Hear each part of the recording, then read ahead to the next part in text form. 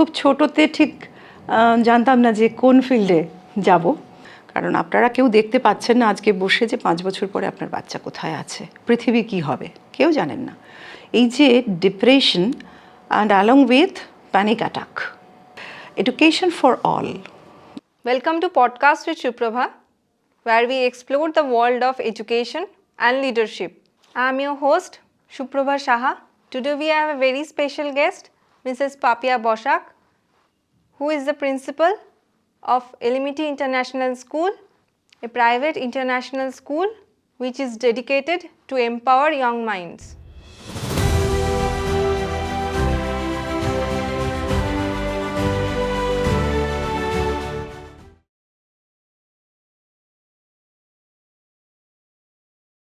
Ma'am কেমন আছো? খুব ভালো।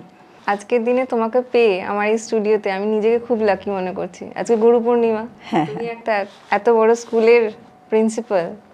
আমার ভীষণ ভালো লাগছে যে আমার ছাত্রীর সঙ্গে বাক্যালাপে বসেছি, আমার খুব আনন্দ হচ্ছে। তো ম্যাম তোমার ছোটবেলা কেমন ছিল? ছোটবেলা একটা যৌথ পরিবারে আমার জন্ম এবং সেখানে বেড়ে ওঠা। আমরা 2 বোন, বাবা মা ছাড়াও ঠাকুরমা, দাদু, পিসিমণি ছিলেন, আর ছিলেন অজস্র আত্মীয় স্বজন, তাদের যাতায়াত থাকতোই। তো সেই হিসেবে আস্তে আস্তে বড় হওয়া।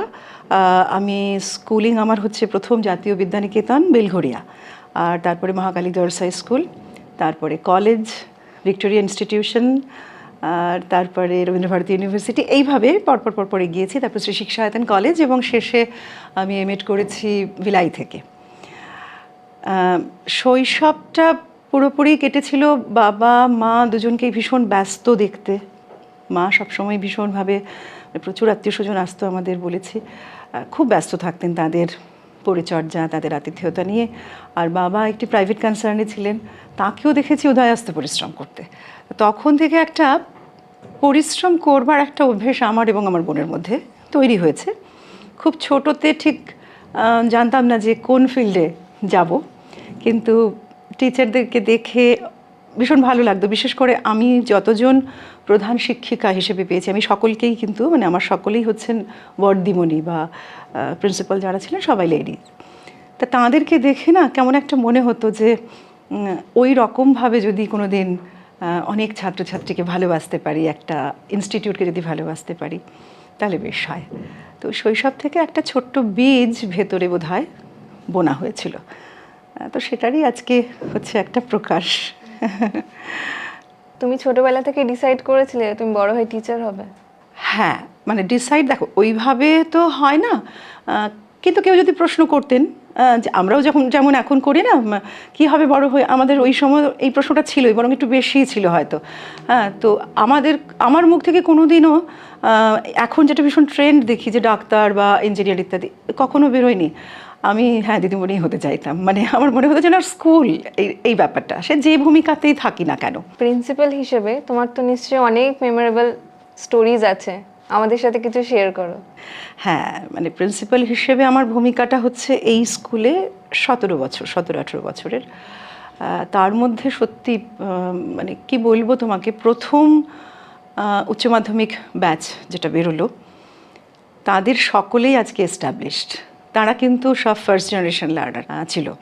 তো ইংলিশ মিডিয়াম স্কুলে তারা পড়বে, সেখান থেকে পাশ করে বেরিয়ে কলেজ করে চাকরি করবে, এটা তাদের কাছে একটা স্বপ্ন ছিল। আমি মনে করি যে আমি এবং আমার টোটাল টিম মেম্বার্স এই স্বপ্ন পূরণটা কিন্তু করতে ওদের সাহায্য করেছে। ওরা সকলেই এস্টাবলিশড।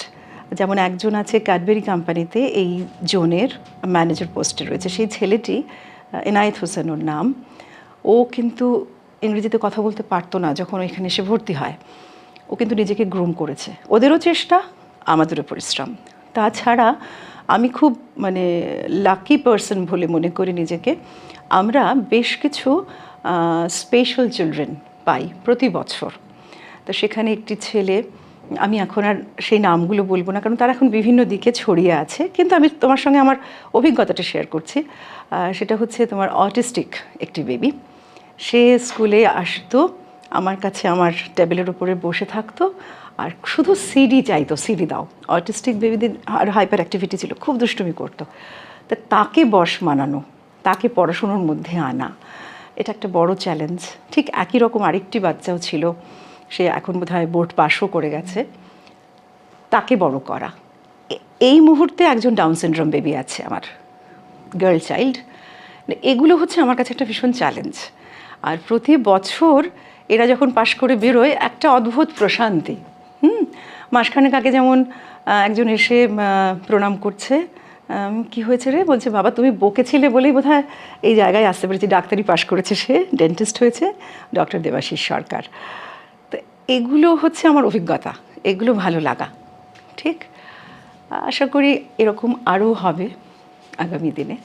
আচ্ছা ম্যাম, নতুন কী ট্রেন্ডস আর ইনোভেশনস স্কুলদের অ্যাডাপ্ট করা উচিত যাতে ওরা নতুন মডার্ন এডুকেশন সিস্টেমের সাথে রেলিভেন্ট থাকে? ভীষণ ভালো প্রশ্ন, মানে ভালো লাগলো এটা, ভালো লাগবে এটার উত্তর দিতে। দ্যাট ইজ, দেখো এখন স্কুলগুলো কি করছে, ম্যাক্সিমামই স্মার্ট বোর্ড ইউজ করে, বেশিরভাগ ক্লাস হয়। তাছাড়া আর্টিফিশিয়াল ইন্টেলিজেন্স বা রোবোটিক্স এইগুলো ভীষণভাবে ইন্ট্রোডিউসড হচ্ছে। এবার এর ওপরেও কিছু ইনোভেশনস, মানে it's very much tough to say যে কী ধরনের ইনোভেশনস আমরা আগামী দিনে আর করতে চলেছি। সেটা তো সবাই মিলে তো আর ইনোভেট করবে না, সম্ভব নয়। আমি বরং এটা বলতে পারি যে uses of these modern innovations must be very much student friendly. বাচ্চারা যেন এই বিষয়গুলোকে, যেগুলো আমরা খুব আধুনিকভাবে ওদের সঙ্গে মানে ইন্ট্রোডিউস করতে চাইছি, সেগুলো যেন ওরা ঠিকঠাক জায়গায় ব্যবহার করে। রং ইউজ যদি হয় তাহলে অনেক বেটার ইনোভেশনও কিন্তু ওয়ার্স্ট হয়ে যেতে পারে। হ্যাঁ, সেটা আমাদের বোধহয় মাথায় রাখা উচিত। মানে যারা আমরা স্কুল গড়ছি যারা, তাদের এটা মাথায় রাখা দরকার। সেজন্য modernisation is always accepted, fine, কিন্তু তার application, in which area it is being applied, এটা কিন্তু মাথায় রাখতে হবে। এবং স্টুডেন্ট ফ্রেন্ডলি, পকেট ফ্রেন্ডলিও হতে হবে। প্রচুর কিছু খরচ করে একটা জিনিস করা সম্ভব না। শিক্ষা আমার মনে হয় সব সময় মানে আমজনতার হাতের মুঠোর মধ্যে যেন আসতে পারে, সেটার দিকে দেখা দরকার। এই একটাই জায়গা যেখানে আমাকে কোয়ালিটেটিভ প্রোডাকশনও দিতে হবে, but that must be pocket friendly also. তা নাহলে কেউ পাবে না, ইটস নট গুড। ম্যাম, তুমি নেক্সট 10 ইয়ার্সে এডুকেশনের ভবিষ্যৎ কেমন করে দেখছো?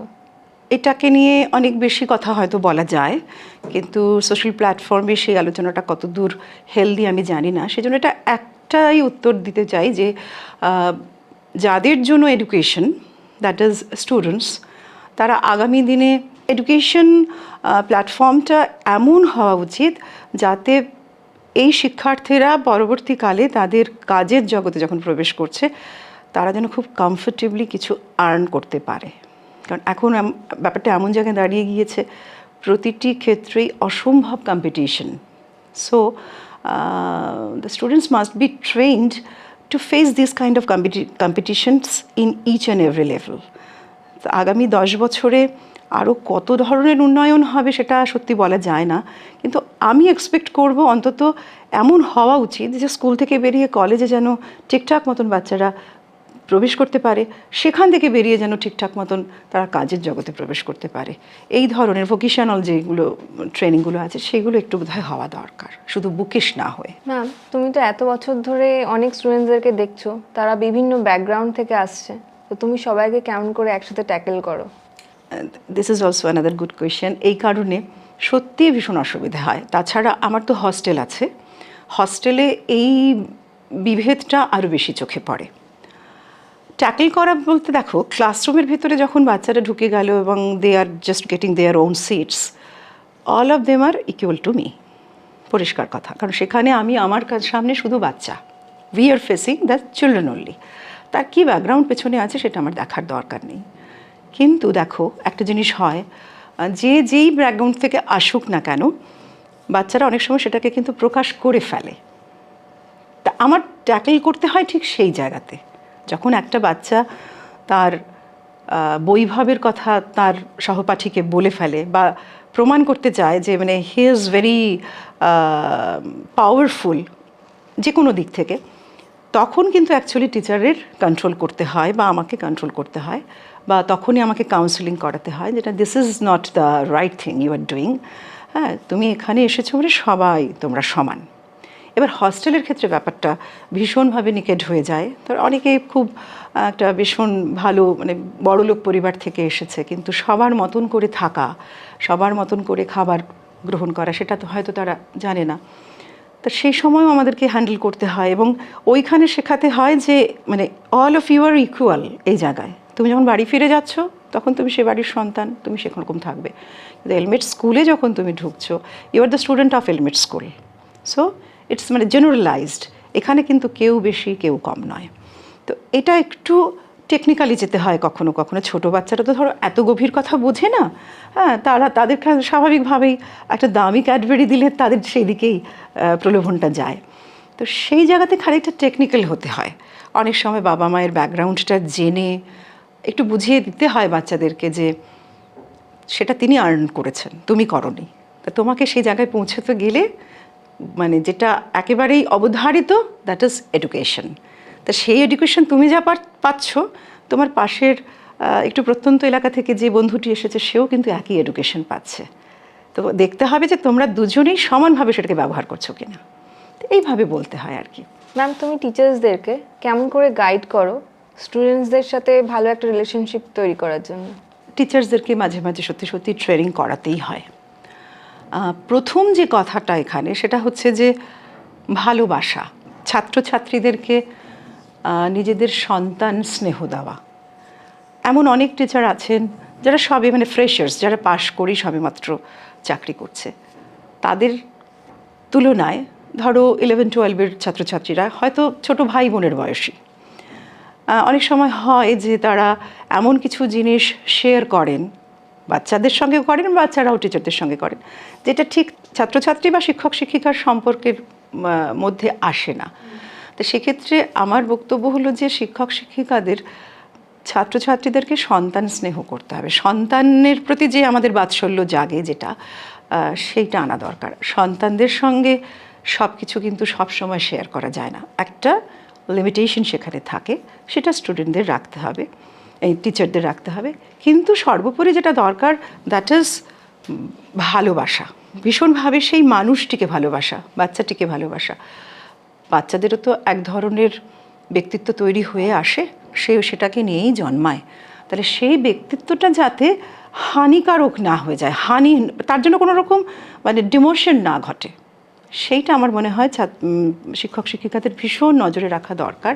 অর্থাৎ আমার সান্নিধ্যে এসে আমার ছাত্রছাত্রীর শুধুই উপকার হোক, তার ফ্লারিশনেস আসুক, এটার দিকে বোধহয় লক্ষ্য রাখা দরকার। সেই কথাটাই আমি বারবার বলি, প্রচুর বকা খায় আমার শিক্ষক শিক্ষিকারা আমাদের কাছে। আমি বলি যে তোমাদের কাছে তোমাদের ছাত্রছাত্রীরা যেমন, তোমরা কিন্তু আমার কাছে ঠিক তেমন। এই কোয়েশ্চেনটা মেইনলি তোমার স্টুডেন্টসদের জন্য। হ্যাঁ, মানে ক্লাস 10 আর ক্লাস 12 কেন একটা স্টুডেন্টের লাইফে ইম্পর্টেন্ট? 12 তো ভীষণভাবে ইম্পর্ট্যান্ট, কারণ এরপরেই ঠিক হবে সেই ছাত্র বা ছাত্রীটি তার আগামী জীবনে, আগামী ভবিষ্যতে সে কি করতে চায়, কি কাজ করতে চায়। কাজ মানে কিন্তু এখানে আমি একদমই মেনশন করছি না যে শুধু অফিস কাছারি করবে, সেটাই নয়। সে কোনো একটা নিজস্ব ব্যবসা করতে পারে, সে কিছু বাড়ির কাজও করতে পারে, কিন্তু একটা লক্ষ্য স্থির হয় 12 ক্লাসের পর। সেজন্য সেটা ভীষণ গুরুত্বপূর্ণ। বয়সের হিসেব যদি আমরা করি, 18 বছর তখন হচ্ছে, তা 18 বছর তো আমাদের কবিরাই সব গুরুত্বপূর্ণ করে গেছেন আমাদের জন্য। হ্যাঁ, 18 বছর বয়স অসম্ভব গুরুত্বপূর্ণ, ভোটাধিকার আসে ইত্যাদি ইত্যাদি, সেগুলো তো আছেই। 10 কেন গুরুত্বপূর্ণ? 10 হচ্ছে জীবনের প্রথম একটা পরীক্ষা দিতে যাচ্ছে ছাত্রছাত্রীরা, যে পরীক্ষার সময় সে একটা অন্য ইনস্টিটিউটে গিয়ে বসবে, সামনে নিজের কোনো শিক্ষক শিক্ষিকাকে সে দেখতে পাবে না। তো এটা একটা কিন্তু ভীষণ গুরুত্বপূর্ণ বিষয় বলে মনে হয়। একদম ক্লাস 1 থেকে ধরো 10-এর প্রি বোর্ড পর্যন্ত সে তার নিজের ইনস্টিটিউটে পরীক্ষা দিয়েছে, তার নিজের টিচারকে দেখেছে সামনে। হয়তো সে কোনো সাহায্য চায়নি, কিন্তু এই যে সামনে নিজের মানুষটাকে দেখতে পাওয়া, এটা তো একটা বিরাট অভিজ্ঞতা, একটা ভীষণ বেশি কনফিডেন্স চলে আসে। সেই প্রথম একটা চ্যালেঞ্জিং জব হচ্ছে ক্লাস 10 পরীক্ষা দিতে সে বাইরে যাচ্ছে। সুতরাং বাইরে গিয়ে সে নিজে কি ব্যবহার করছে সেটাও কিন্তু একটা ভীষণ ইম্পর্টেন্ট। সে ডিসিপ্লিন থাকছে কিনা, সে কোনো রকম আনফেয়ার মিনস করছে না, তো এগুলো ভীষণ গুরুত্বপূর্ণ। অর্থাৎ ওই সময়ে বাচ্চাটিকে নিজেকেও প্রমাণ করতে হয়, এবং সে কিন্তু একটা ইনস্টিটিউটের রিপ্রেজেন্টেটিভ সেখানে। ঠিক সেই কারণে আমরা মনে করি 10-এর পরীক্ষাটা ভীষণ গুরুত্বপূর্ণ তার জীবনের কাছে, 12-এর পরীক্ষাটা ভীষণ গুরুত্বপূর্ণ তার ভবিষ্যৎ জীবনের কাছে। ক্লাস 10 আর ক্লাস 12-এর স্টুডেন্টসদের এবং তাদের মা বাবাদেরকে তুমি কি অ্যাডভাইস দিতে চাইছো? দুটো বয়সের জন্য প্রথম যে কমন অ্যাডভাইস সেটা হচ্ছে বাবা মায়েদের জন্য আগে, সেটা হচ্ছে যে জীবনযাত্রাকে একদম সহজ সরল রাখুন। কারণ আপনারা কেউ দেখতে পাচ্ছেন না আজকে বসে যে 5 বছর পরে আপনার বাচ্চা কোথায় আছে, পৃথিবী কি হবে কেউ জানেন না। জীবনযাত্রা একদম সহজ সরল রাখুন, এই উদ্দেশ্যে বললাম যে প্রত্যেকের হাতে খুব বড় বড় ফোন, মোবাইল ফোন, মানে এটা যে আমরা কি দেখছি, এই আমাদের জীবন যে আমরা এখন যেই বয়সের আমরা আছি মানুষরা, আমরা এমন এমন কিছু জিনিস দেখে এসেছি, আবার ভবিষ্যতে হয়তো আরও অনেক কিছু দেখব। তার মধ্যে এটা একটা ভীষণ গুরুত্বপূর্ণ জিনিস, সেটা হচ্ছে যে পৃথিবীকে পুরো হাতের মুঠোয় এনে দেওয়া। প্রত্যেক ঘরে ঘরে দেখো এখন পৃথিবী একদম চলে এসেছে ছোট্ট একটা যন্ত্রের মধ্যে। বাবা মাকে আমার এটাই বলা যে একটা কোয়ালিটি ইউজ হোক না মোবাইলটার, মোবাইল দিন, না দিতে তো বলবো না, কারণ স্বাভাবিকভাবেই 50 জায়গায় পড়তে যাচ্ছে, কোথায় যাচ্ছে না যাচ্ছে আপনারা খবর পাবেন কি করে। কিন্তু অনেক ক্ষেত্রে দেখি জানো তো যে একই সিটে বসে বাবা মা, বাচ্চার বসে আছে, বাবা মা বসে বসে এমন কিছু রিলস দেখছেন, এমন কিছু মেসেজ পড়ছেন, এমন কিছু নিউজ দেখছেন যেগুলো কিন্তু উচিত নয়। এটা আমি প্রথমেই বলবো, 10 হোক 12 হোক পরীক্ষা দিতে যাচ্ছে, বাইরে যাচ্ছে, সেটার জন্য নয়।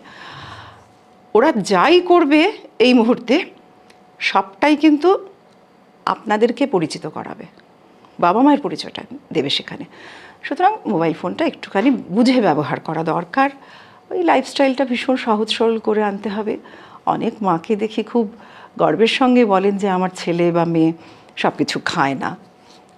হয়তো এগুলো খুব বাজে জায়গায় যাচ্ছে আমার বলাটা, কিন্তু এগুলো ঠিক নয়। কারণ কোনো না কোনো সময়, কিছু সময়ের জন্য হলেও তো একটা ছেলে মেয়েকে একটু হস্টেলে থাকতে হতেই পারে, 5 জনের সঙ্গে থাকতে হতেই পারে, একটা শেয়ারিংয়ের ব্যাপার তো থাকতেই পারে। তো যেটা লিস্ট করা যায় একদম মিনিমাম, সেটা করাটাই বোধহয় ভালো। সারা জীবন তো পড়েই আছে ভোগ করার জন্য। ইন রিসেন্ট টাইমসে স্টুডেন্টরা খুব ইজিলি ডিপ্রেসড হয়ে যাচ্ছে, তো তুমি তাদেরকে কিভাবে মোটিভেশন দিতে চাও? ইরিটেটিং প্রবলেম ফর আস এই যে depression and along with panic attack. Motivate কি করে করব? দেখো, প্রথম কথা হচ্ছে যে সব বাচ্চার মধ্যে না আগে কনফিডেন্সটা আনতে হবে যে কোনো বিষয়। সে ডিপ্রেসড তো তখনই হয় যখন সে ফিল করে যে মানে আমার আর কিছু করার নেই, ঠিক? বা যখন সে নিজেকে খুব ভালো বাংলায় বলতে গেলে অপাঙ্ক্তেও মনে করে, মানে আমি সকলের মতো নই, তখনই কিন্তু ডিপ্রেশন আসে। বেশিরভাগ সময় সে বাচ্চা নিজে নিজে তৈরি করে নেয়, আবার কখনো কখনো তার আত্মীয় স্বজন, অভিভাবক তারা তৈরি করে দেয়, তোর দ্বারা কিছু হবে না, এই যে একটা কমন কথা বলা, তার জন্য ডিপ্রেশন। তার সঙ্গে হচ্ছে এই প্যানিক অ্যাটাক, এটা মানে একেবারে জাতিকে না পুরো ধ্বংস করে দেবে যা মনে হয়। সেই জন্য আমার মনে হয় যদি অভিভাবকরা হেরে যান তাহলে বিদ্যালয়গুলিকে এগিয়ে আসতে হবে, মানে শিক্ষক শিক্ষিকাদের এগিয়ে আসতে হবে। সেটা হচ্ছে যে ওদের কনফিডেন্স লেভেলটাকে একটু বাড়িয়ে দেওয়া, যে কোনো সাবজেক্টে, যে কোনো অ্যাক্টিভিটিতে। কিছু পারে না বাচ্চাটা, একটা ভালো কথা বলতে পারে, সে হয়তো খুব গুছিয়ে সুন্দর করে একটা গল্প বলতে পারে, তাহলে সেই জায়গাতেই তার কনফিডেন্স লেভেলটাকে বাড়ানো হোক।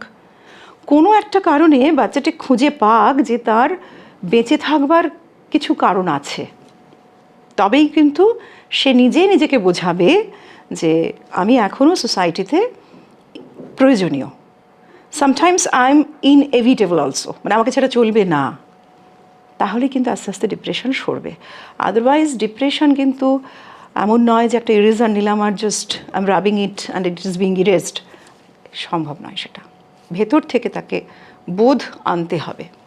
তুমি তোমার কোনো স্টুডেন্টের সাকসেস স্টোরি শেয়ার করতে পারবে যে অনেক স্ট্রাগল ফেস করেছে নিজের লাইফে? অ্যাকচুয়ালি দেখো, একটা কথা বলি, স্ট্রাগল বলতে আমরা হয়তো অনেক সময় খুব মানে একটা সরলীকরণ করে নিই যে পয়সা নেই বা মুক্ত সুখ, সেটা কিন্তু নয়। অনেক সময় দেখা গেল যে পয়সা আছে, প্রচুর পয়সা আছে, কিন্তু সেই মানসিকতাটা নেই যে একটা বাচ্চাকে শিক্ষিত করে তুলতে গেলে কি করতে হয়, বরং সেই পয়সাটা কিছু বৈভবের পেছনে খরচ করার দিকে টেন্ডেন্সিটা বেশি।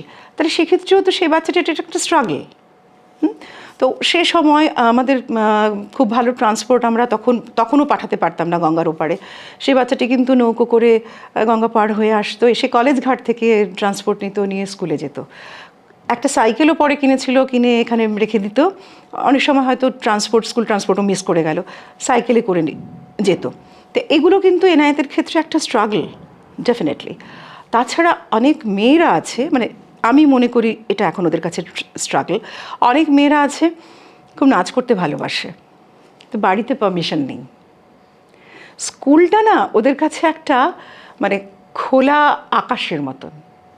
ওরা যে খুব ভালো পড়াশুনোয় তা কিন্তু নয়, কিন্তু নাচ করতে ভীষণ ভালোবাসে, এবং নাচের মাধ্যমে যদি ওদেরকে কোনো ঘটনা বোঝানো হয়, কোনো গল্প বলা হয়, খুব তাড়াতাড়ি শেখে ওরা।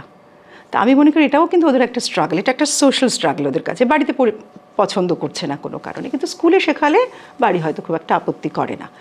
তো এইগুলো এক একটা স্ট্রাগল, এক একটা বাচ্চার, আজকের যুগে দেখছি এক একটা বাচ্চার ক্ষেত্রে না এক একটা জিনিস স্ট্রাগল হয়ে যাচ্ছে। কোনো মা কোনো একটি বাচ্চাকে খুব বেশি করে খাইয়ে স্কুলে পাঠান, মানে দিস ইজ হার স্যাটিসফ্যাকশন, কিন্তু ফলটা কি হয়, সে স্কুলে এসেই প্রেয়ার লাইনে দাঁড়িয়ে দাঁড়িয়ে তার অস্বস্তি হতে থাকে, তার মাথা ঘুরতে থাকে, then obviously that baby started to vomit. এটাও তো ওর একটা ফিজিক্যাল স্ট্রাগল। বোঝাতেই পারি না যে আপনি এতটা খাইয়ে পাঠাবেন না। এক একটা টিফিন বক্স আসে, মানে ইটস আ সেমি লাঞ্চ। হ্যাঁ, মানে অ্যাকচুয়ালি না আমরা এক একটার সময় বুঝতে পারি না যে who must be counselled, children or the parents. The struggle না শুধু বাচ্চাদের নয়, প্যারেন্টসেরও। What are the changes you want to see in current education system? Yeah, that is also I already have discussed with you. That is education for all. That must be. Education is sometimes it's becoming very much expensive. আমার মনে হয় সেটা ঠিক নয়।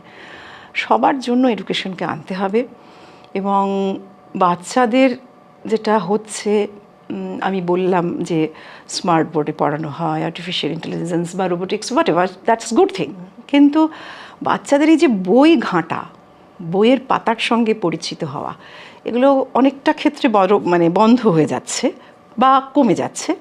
আমার মনে হয় সেটা আরও বাড়ানো দরকার, এবং শিক্ষক শিক্ষিকার সঙ্গে বাচ্চাদের একটা ভীষণ সহজ সম্পর্ক, গুড টাচ, হ্যাঁ, এই যে একটা স্নেহের একটা স্পর্শ, it's very much important for them. অনেক বাচ্চা পরিবারে ভীষণভাবে কষ্ট পাচ্ছে, নানান কারণে জর্জরিত, তাকে যখন হাগ করি সে কাঁদতে শুরু করে। ম্যাম, প্রথমে তো সব স্টুডেন্ট গুরুকুল সিস্টেম ফলো করতো, তারপরে স্কুলিং এলো। এখন এই জেনারেশনে বাচ্চারা বেশি অনলাইন মোড অফ এডুকেশনে ট্রান্সফার হচ্ছে। তোমার কি মনে হয় এটা কি সবার জন্য বেনিফিশিয়াল? একদমই নয়।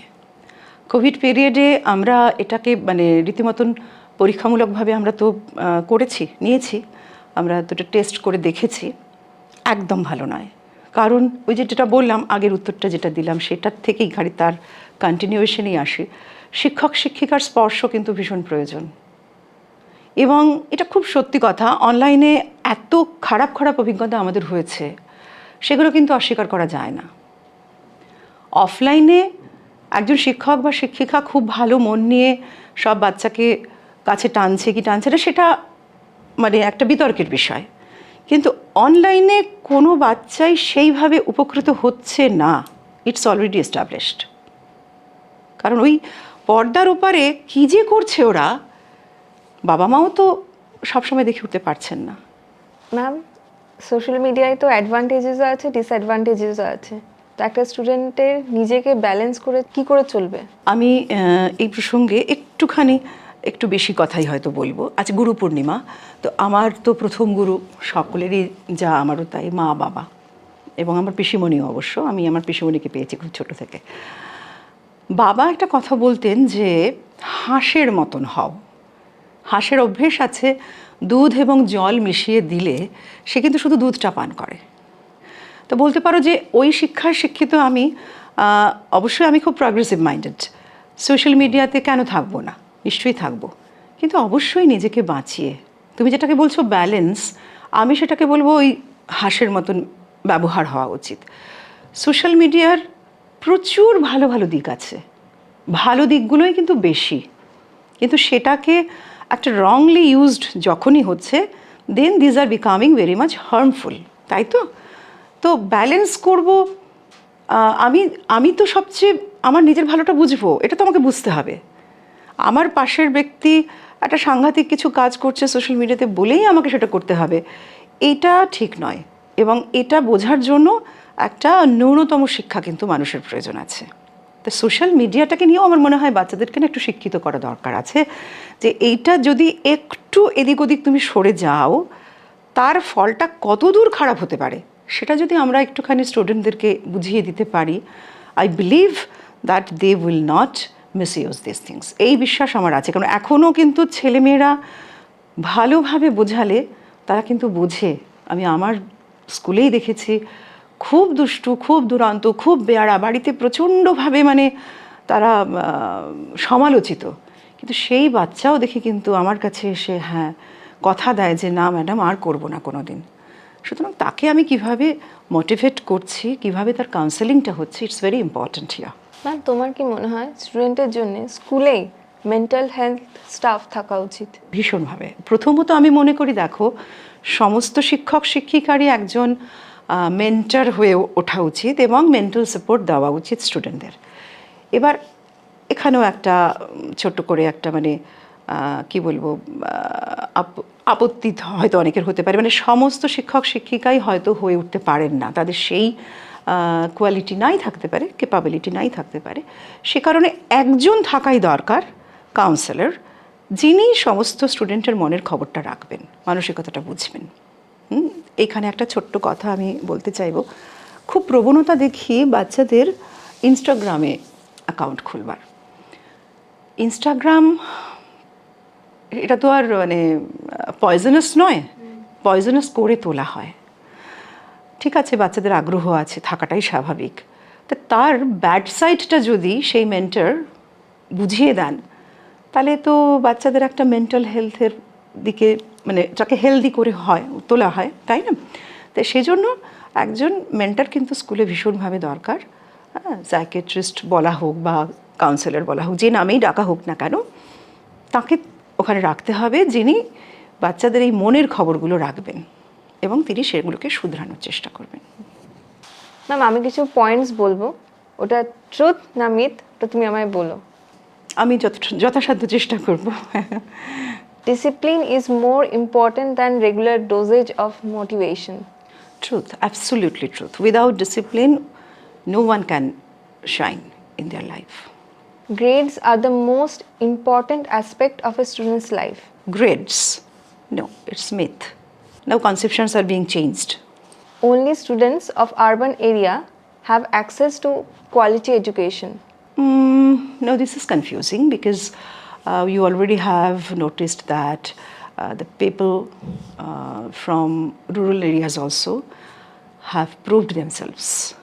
সুতরাং প্রত্যন্ত গ্রাম থেকেও বাচ্চারা এসে খুব ভালো রেজাল্ট করছে। আমাদের মুর্শিদাবাদ জেলাও বেশ কিছু সাক্ষ্য বহন করে।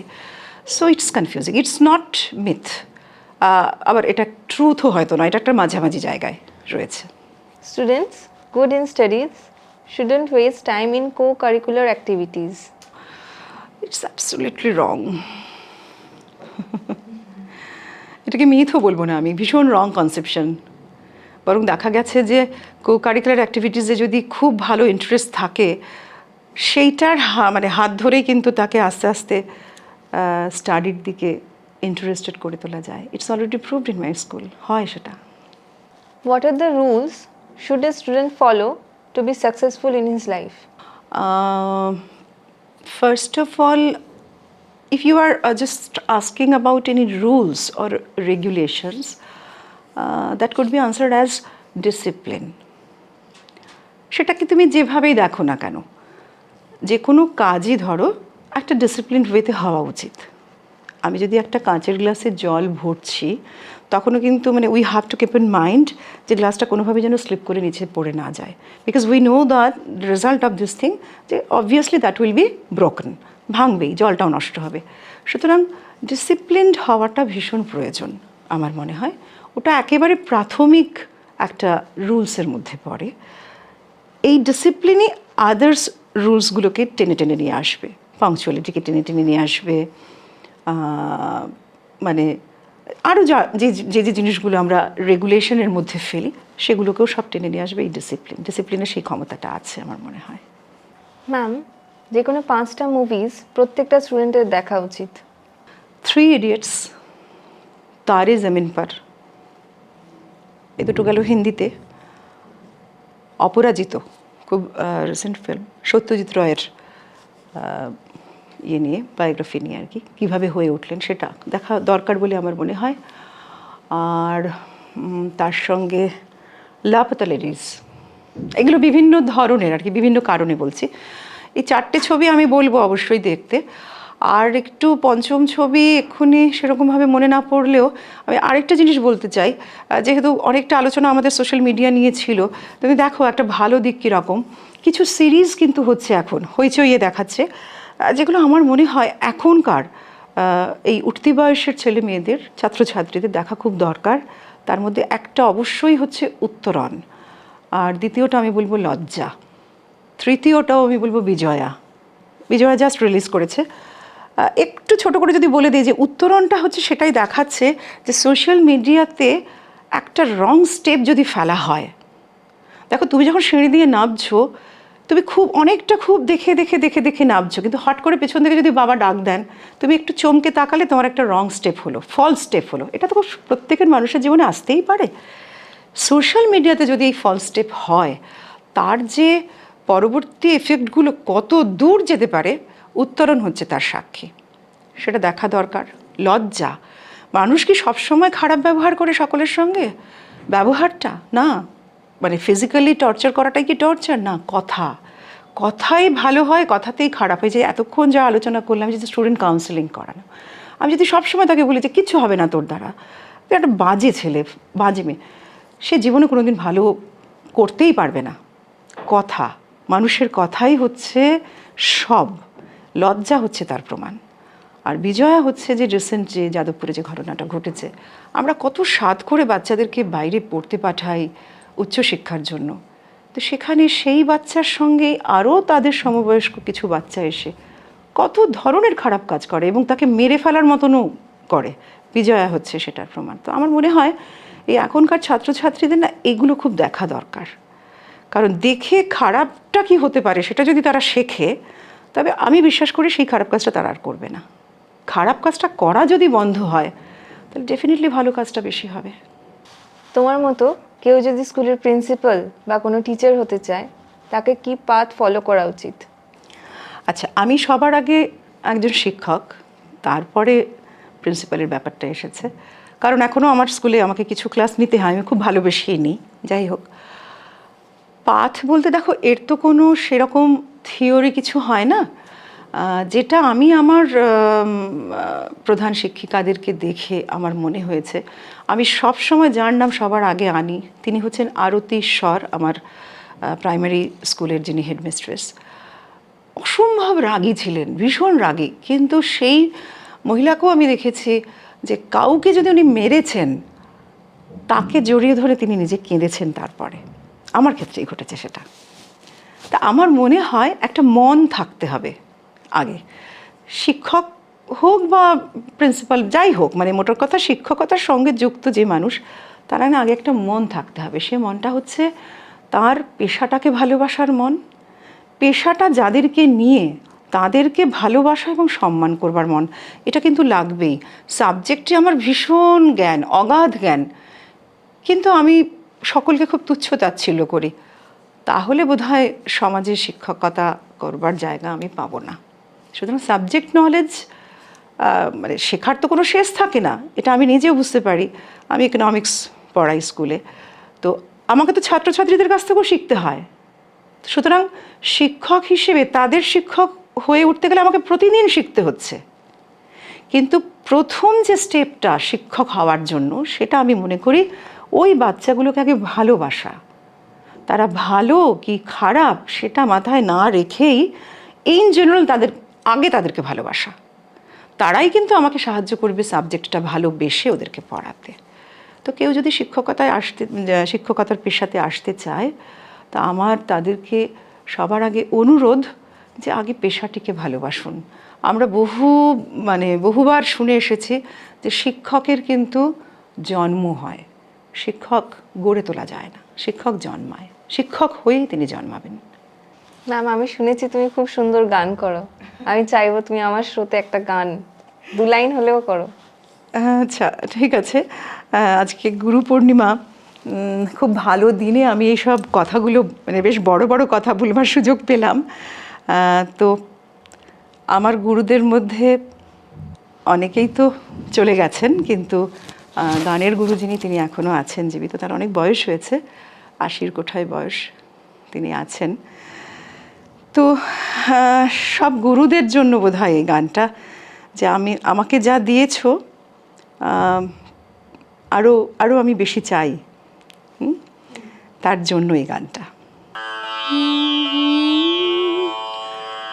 দাও হে হৃদয় ভরে দাও, দাও হে হৃদয় ভরে দাও, তরঙ্গ ওঠে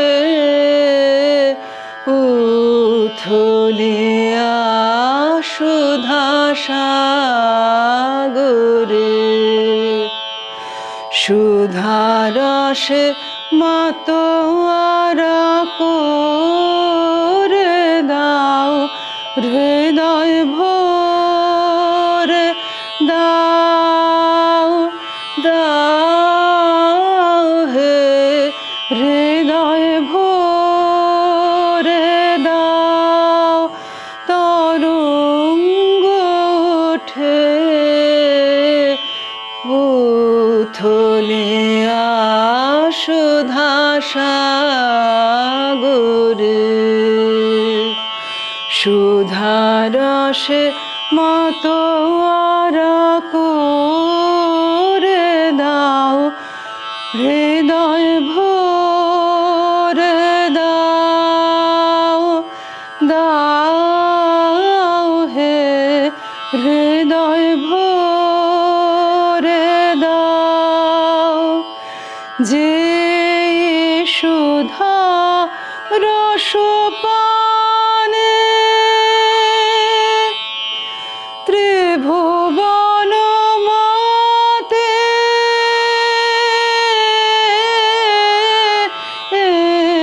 যে সুধা রস পানে ত্রিভুবন মাতে,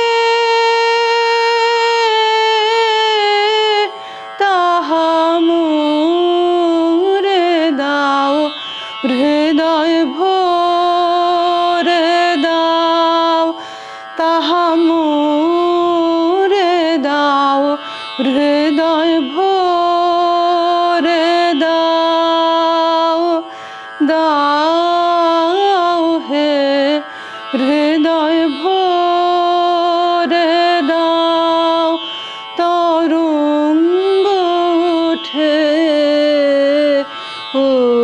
উথলিয়া সুধা সাগরে, সুধারসে মাতোয়ারা করে দাও, হৃদয় ভরে দাও, দাও হে হৃদয় ভরে দাও। খুব সুন্দর হলো ma'am, thank you so much আমার রিকোয়েস্টটা রাখার জন্য। তোমাকে অনেক ধন্যবাদ যে তুমি তোমার পছন্দের কাজটা করছো, এবং একই সঙ্গে তোমার ধন্যবাদ তোমার অভিভাবকদের যে তাঁরা তোমাকে পছন্দের কাজটা করতে অ্যালাউ করছেন। আজকে অনেক কি বলবো, ভালো ভালো প্রতিভা হারিয়ে যায় শুধু অভিভাবকদের ইচ্ছা পূরণ করতে গিয়ে। তো এই প্ল্যাটফর্মের সব দর্শকদেরও এটা বলা যে বাচ্চাদেরকে একটু তাদের আকাশটাকে ছুঁতে দিন, নিজেদের আকাশে তাদেরকে টেনে নিয়ে যাবেন না।